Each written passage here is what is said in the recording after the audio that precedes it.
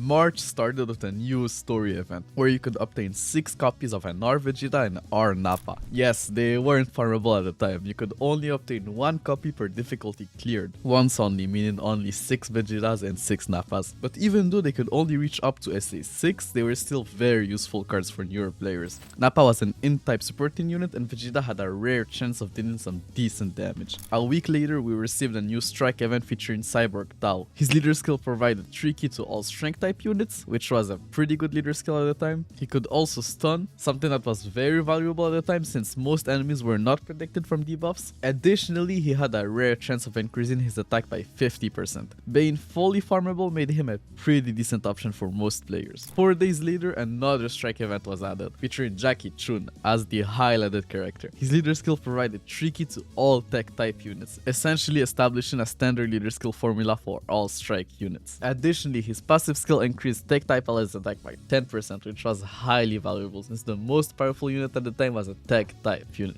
Concurrently, a new banner was released featuring Super Saiyan 2 Goku and Super Saiyan Bardock, the most anticipated banners to date. Bardock significantly altered the meta with his new leader skill offering 25% attack to all types and supporting the entire rotation for an additional 15% attack. He was seen by many as the best leader and best unit in the game at the time. Super Saiyan 2 Goku, though not surprising Frieza in damage, had a passive skill that provided him with 3Q when his HP was 99% or below, enabling him to super consistently. They both linked well together from in one of the game's top rotations. Their banner also featured 4 new Team Bardock members. None of them were really special or anything like that, but if you're an OG, you probably remember all those memes about Shugesh. And well, they all came from this banner. Apparently, Shugesh was so common that people started copying around memeing about the fact that this guy was the best unit in the game, which is understandable, I guess. Imagine spending your hard-earned stone into a banner with no guaranteed SSR and horrible rates just to pull Shugesh for like the 10th time. I would go crazy too. A couple of days later, they released another story event bringing an Arab Bardock and 3 new Fridge Play SRs. But man, were the drop rates horrendous. You had to do like 50 runs just for 1 copy of SR Kid Vegeta. And he wasn't even that great, that's the worst part.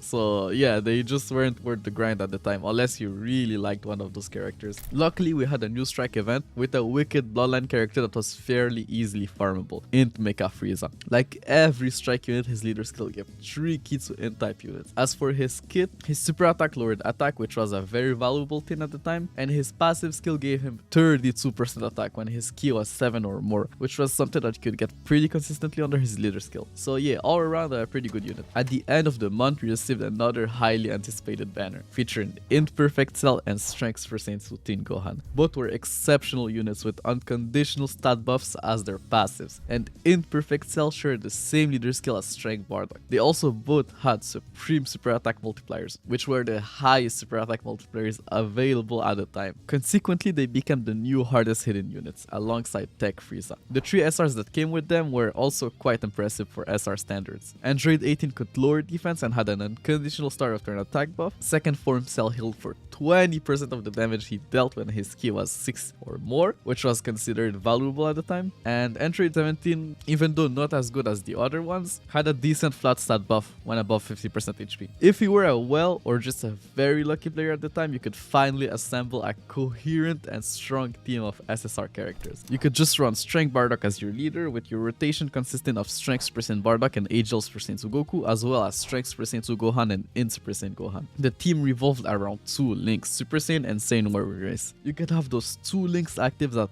all time with his team, which was a rarity at the time. However, as mentioned, you needed to be either a well or an exceptionally fortunate lucky player.